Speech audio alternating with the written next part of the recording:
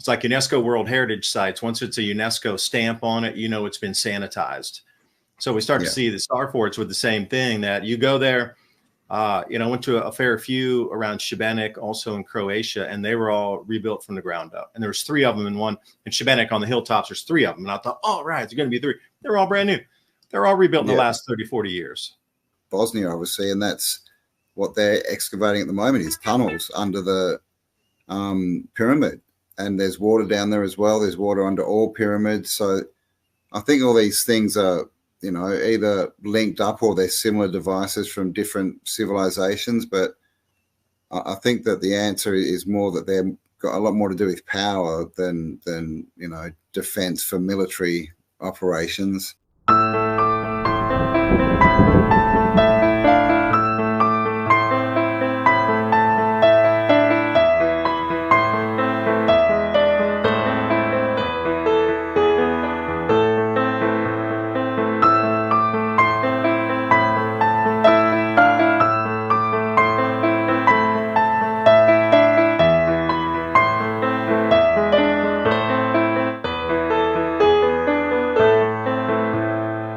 Have an amazing, never before done show today, which is always great when you get to see or hear something for the first time. A dynamic duo of David Dubine from Adapt 2030 channel and Cambell from the Autodidactic channel.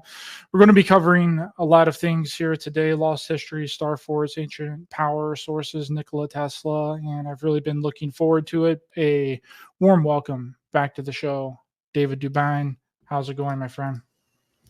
Great. We're going to have this type of discussion with another who's an expert in the field, because it's all about traveling out to these places and discovering new stone foundations, megaliths that aren't on or haven't been cataloged. And this is why I'm so glad that we're here today to talk about a couple of new things that were found in Istria. Absolutely. And the last time you were on, we said nothing would happen with the 2024 solar eclipse. And look, nothing happened, David. We're still here. We made it through. And we were probably the only ones in the community that were saying that nothing was going to happen. So how do you feel about that, Dave? Well, I will say that was just one single event, but the general trend of things, you can see that we're in a reset. And that's what we wanted to talk about today, the historical timeline of these resets. But with a single event along a timeline, that fear that they were trying to push in on a single dot along a general trend is something very different. Now, the general trend, we all really need to get prepared for. This change is real. It's happened before, and we're just at it again. We've already entered the beginning phase of it. We're no longer waiting for it to happen. We are actually in the substantial change period right now. That includes economy, food production, civilization, and that rolls right back into all of our conversations today, Cambell, as well, about what is our ancient past or more recent past that's been reset, that's not allowed for us to know this history. It just keeps coming and going, coming and going. It's a cycle. It's a reset. It restabilizes. It's prosperity again. We hit the peak period and then we decline. And then, it's just over and over and over again, and how much knowledge is hidden during every single one of these resets. But for sure, the trend is clear. We are definitely changing our civilization as we move forward. Really quickly before I bring Otto on, something did happen recently, and it seems as though you were right that people will start to see strange things in the sky. We had the northern lights in the south, Dave, which is super interesting. And I think that counts as seeing something strange in the sky that people don't normally see so far south, that you've been talking about for many years, that things are going to start happening and people will start to see strange things in the sky. And I don't think that the northern lights were what you were referring to as like plasma lights and other phenomenon, but I just wanted to, let you know that you were technically right. We don't have to worry about not having food to last. We have my Patriot supply. And right now, you can save $200 on a 3-month food kit with Adapt 2030. Adapt and stay prepared. On that, with the magnetic field shift, you're going to see more of these auroras in further south locations. That's just a given with the magnetic field shift. But the things I was referring to were ground to sky lightning, blue halos, and let's say red sprites that will hold state for a much, much longer period of time where people can actually see them or photograph them with regular cameras versus high-speed film. The size of the hailstones, as we see across the planet, was and is increasing in size. Also, just storms that pop out of nowhere that break our infrastructure. These are the types of things I was referring to. And these comets that we're seeing are sort of meteorites or meteors, just gigantic fireballs. And we're going to witness more and more and more of these, especially as the Earth spins around, comes through that magnetic field coupling of the gas giants, and then swings around in April of next year. And we're the only thing in front of the sun. Every other planetary body is behind us in sort of a spearheaded fashion, where if you just want to work with gravity alone, forget the electromagnetism. If something pulls like a magnet, everything's going to get pulled into the face of our Earth. So this is the beginning of it. We're hitting into a little bit more of that debris trail, and it shall increase as we move forward over these next, 9-10 months. And we're starting to see it. I mean, you can't tell me that all these giant fireballs just in the last week across the world, all green, by the way, simultaneously, and nobody's putting that together. So these are the kind of signs that in the skies and things that you're going to look for. Now we'll just have to wait and see if you were right about 2030, and only time will tell that one. But also, we have with us today returning guest Cambell from the Autodidactic channel. Cambell, how's it going, my friend? Thanks for being here. Hello. Good. I'm doing well. Yeah, thanks for having me back. No problem. Really looking forward to the conversation. And I'm pretty sure you just missed David at the Palmanova Star Fort. You just got there a few weeks after David was there. It was just a few weeks, was it? Yeah, we dropped in there and we survived the apocalypse here as well. So that was good. Well, didn't end for us. Did you hear there was a Simpsons prediction that it was 40 days? There was something from the Simpsons. And so 40 days after the eclipse was the apocalypse, apparently. And we just happened to be standing up on the top of the sun pyramid on that day. So that was nice. But we didn't ascend, unfortunately. Man, I was looking forward to that fifth dimension. Thought we would get there. What do we know about these star forts? And this is just an open discussion. You guys can ask each other questions. We'll just kind of free form it here. What do we know about these star forts? What were they used for? And well, I guess let's start with what they're officially used for. From my understanding, they were used by the military. Am I correct in saying that? Yes. Yeah. They're all pretty much all forts today, or star forts, of course, by the name, right? Star Fort. They're all at least built for military, if not still, a lot of them are still military bases. But I don't believe they've got anything at all to do with the military or war or anything like that. I think that they've been reused, reclaimed, discovered. Dave, you were in Venice. Did you go to Mestre and check out the star fort that was just over the bridge there? I didn't get a chance. It's been such a whirlwind trip. But I did have a look on the Google Earth at it and saw, it's a nice big star. That's the thing with stars, they're everywhere. The story is, they call them bastion forts. Basically, it says that a band of merry star fort builders went out in the 1500s and built them for a couple of hundred years. And that's the story. But then we get the same structures pretty much in the Americas. And they're all suddenly built by Americans for the Civil War, but they're clearly the same base idea. They're all different to each other, but they're the same base, sort of idea and structure. Yeah, I'll say one thing about that. Uniquely, they always have water usually around them. And every one that I've visited has either been stripped or rebuilt. And the portions that are open to the public, if they are, definitely don't have any remnants of ancientness, if that's a term, inside them. All of it's been scoured clean.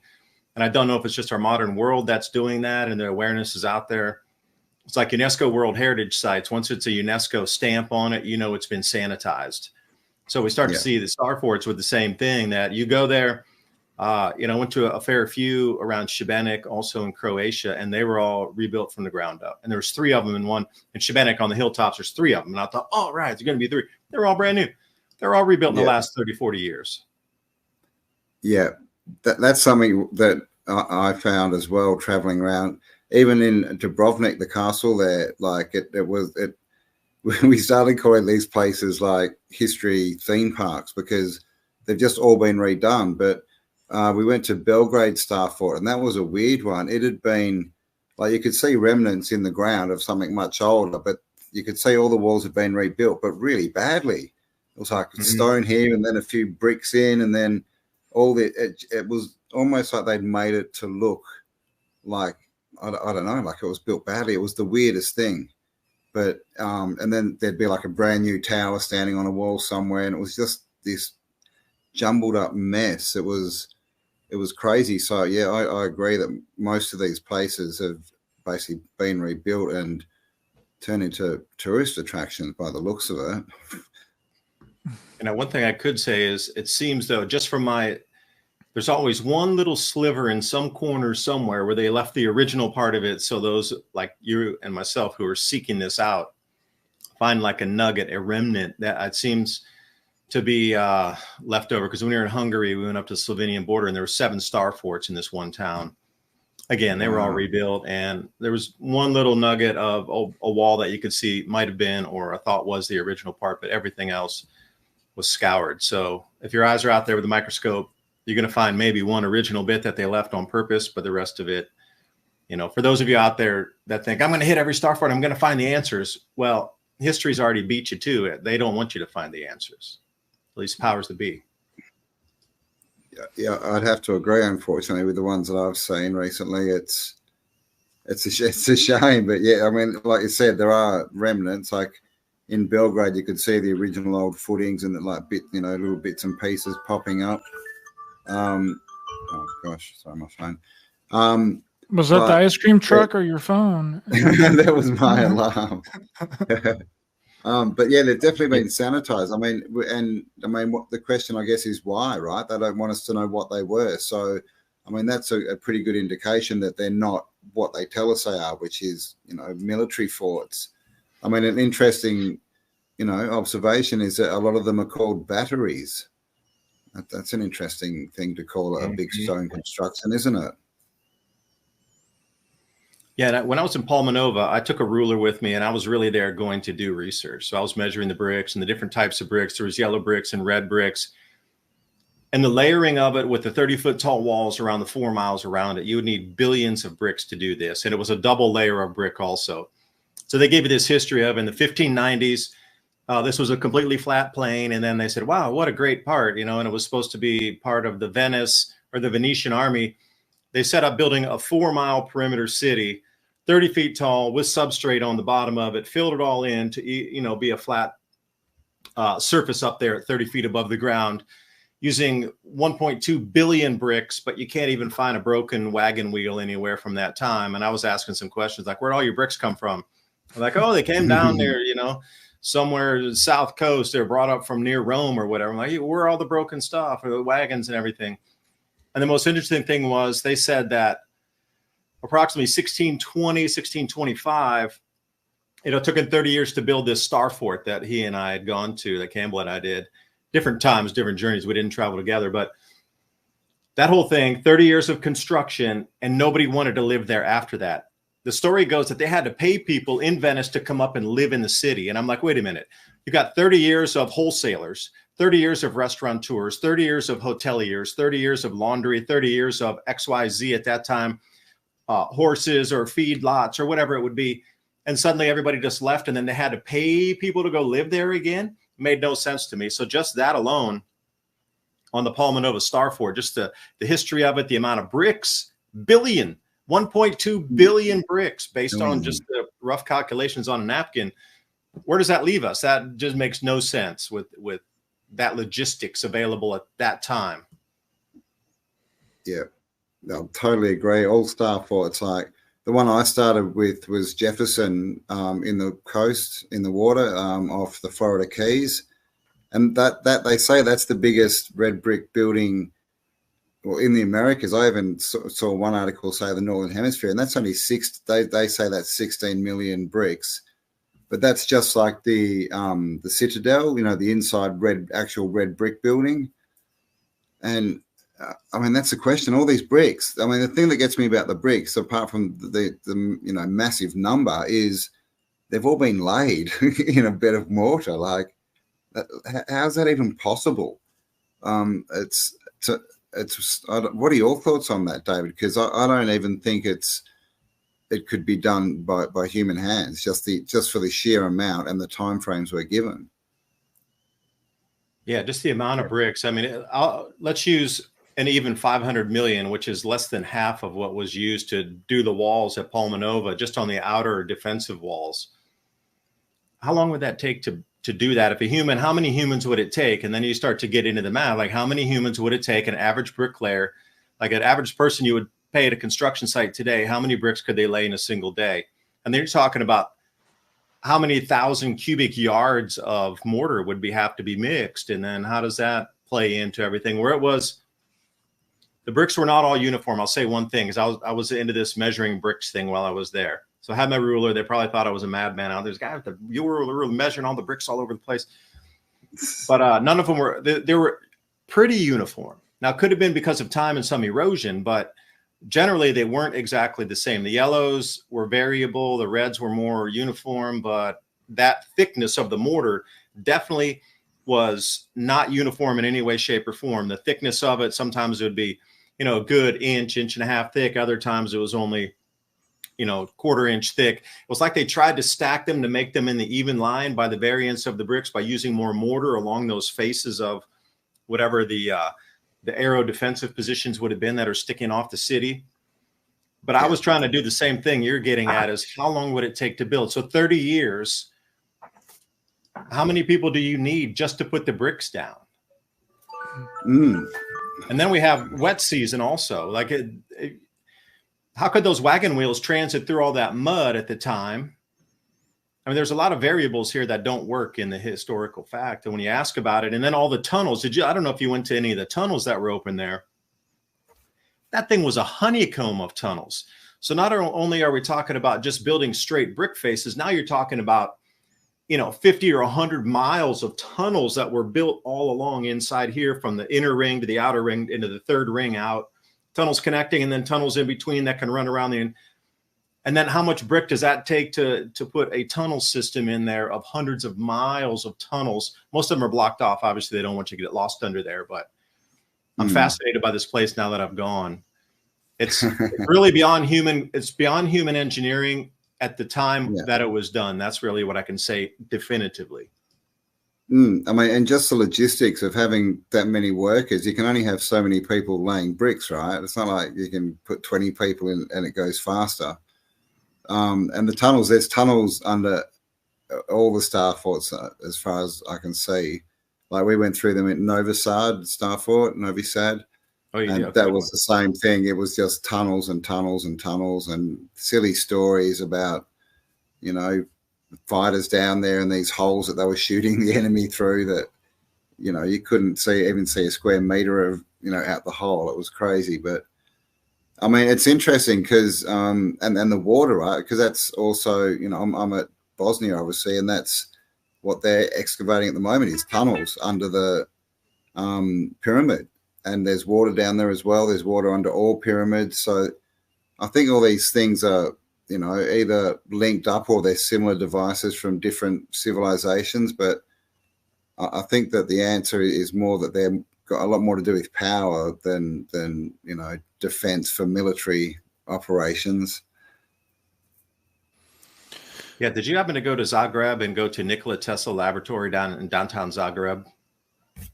Do you know that I missed it? Again, I've been here.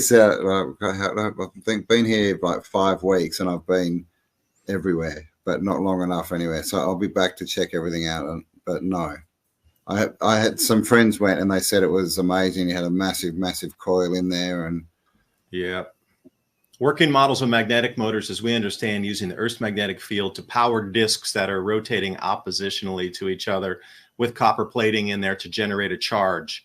Right now, There wasn't just one. There were at least a dozen in there. I'm going to say 16, plus the Faraday cages, plus all the different motors. Some of them were vertical, some of them were horizontal. And that was in work.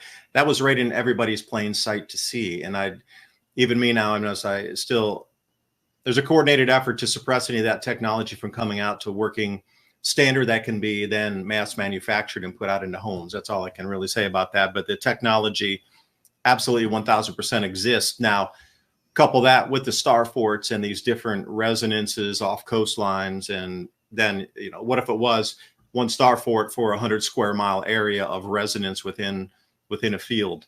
Then you start to see the dispersion of them and sort of the geometric shapes along coastlines and where they're placed. And who knows, maybe the magnetic field was a little different than on the Earth, where some sort of ley lines were more electrified and they could carry current down that and then take it off into different directions as well. Just conjecturing.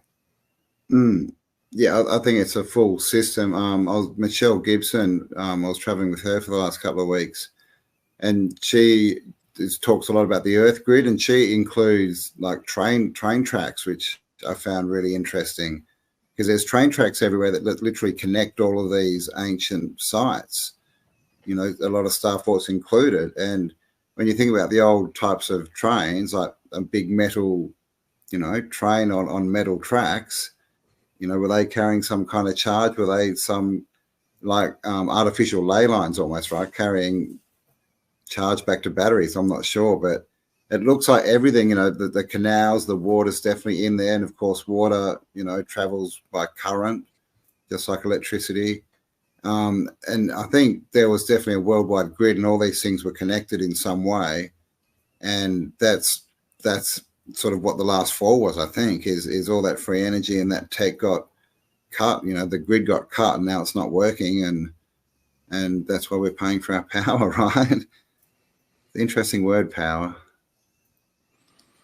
And I was wondering if the grid was disturbed enough where it didn't work any longer, and instead of repairing it and allowing us to enjoy that same freedom of quality of life, where if you wouldn't have to pay for almost anything, then you could be free to explore what your passions are. Whole different world at that point. But they chose to take it down this path of never-ending global war and destruction to destroy all that. So it's outside of, or if there's a little remnant left, it can be explained away. I think there was definitely a division point where at one point we could have repaired that and gone back to that old way, that old world, but whatever energy, as you talk, power took a hold of our world at that point, or was allowed in at that point. Because you look at Saturn, I'm wondering if some of the same things didn't go on hundreds of years ago, where somehow something was brought here that was power that was allowed to inhabit this area of our of the world, of the solar system here, that was not prior here, that grabbed power and took us down this very destructive road to then destroy all of that infrastructure and technology and bring us back onto a completely metered system for life, including, like you said in the beginning, supermarkets. Supermarkets, yes. Yeah, I'd agree with that, right? They stole the power and put themselves in power. Right. Well, Rome basically ruled the world until around the medieval era, or what's known as the Dark Ages, from around 476 AD, which the Middle Ages lasted around 1,000 years and ended around 1450, right? And that's not that long ago, okay? If you did the math, what would that be, like 574 years ago? We were in the Dark Ages, what would that be, like 8 people ago? 8 people ago, we were in the Dark Ages, right?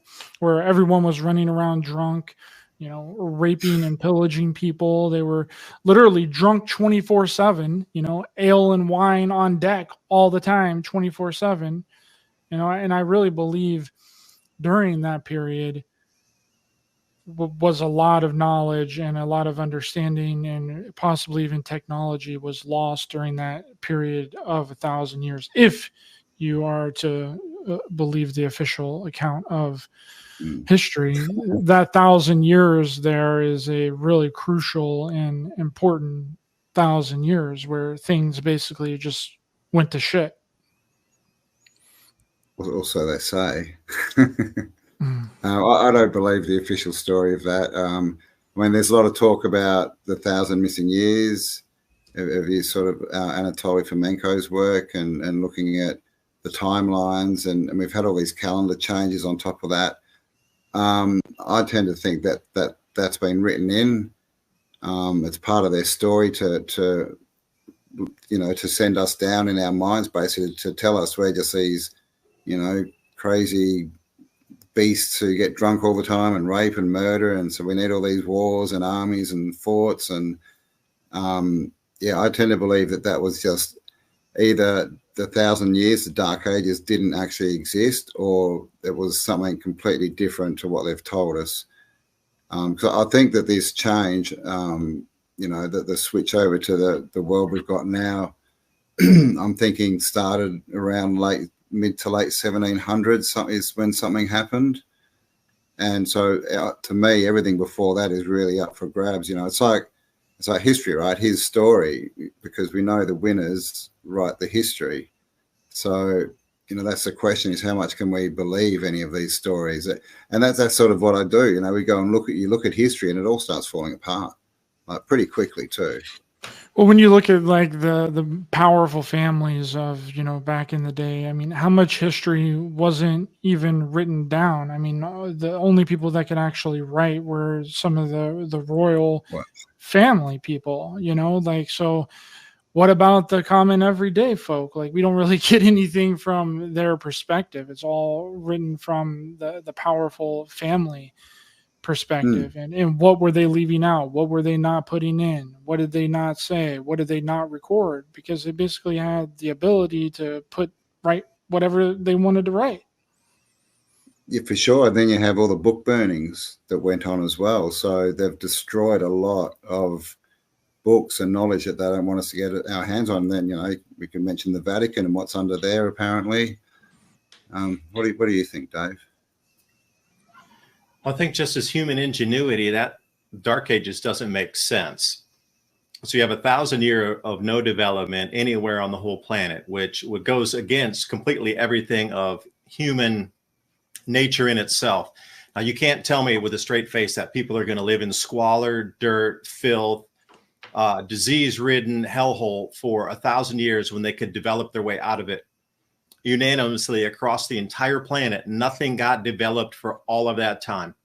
That is impossible.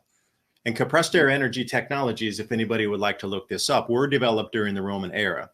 So they understood if you put air and water and you compress the air, that the water, or vice versa, whichever medium you have, would push and spin something. And then suddenly we get compressed air energy technologies, again, appear in about 1750 is really when they pop back out of the woodwork again. So you have that same exact technology during the Roman era, and I'll give it to you and say, bring it up to 500 AD. Well, they understood, the compression of air with water could power some device, and then suddenly it disappears, and then 1,500 years later or whatever, it pops back up. What happened during that time? Even just the evolution of compressed air energy technology went back. If they had the original technology, you should, over 1,000 years, at least be able to replicate the same tech. You're using water and air in a crucible or in some sort of vessel or container. How difficult can that be not to be able to replicate that? So in human ingenuity, that just the base state of humanity is to try to get itself a little bit better and a little more comfortable. That's the problem with the world now. It's so comfortable that everybody became so complacent because they don't want to lose the comfort. Because the base is to find that place where there's no animals hunting you. There's no warring tribes that are going to come in and kill you. There's bountiful food. There's clean water. That's the base we all look for, as when we find it, I'm staying here. Comfort's good. We're going to stay alive. But again, the way we have it today, that's gotten too comfortable. So nobody will take action because they don't want to rock the boat and get their comfort taken away. It'll be snatched from them, unruly in the middle of the night one way. But I do want to say one thing about the timeline that you might have for that. That I can attest to this.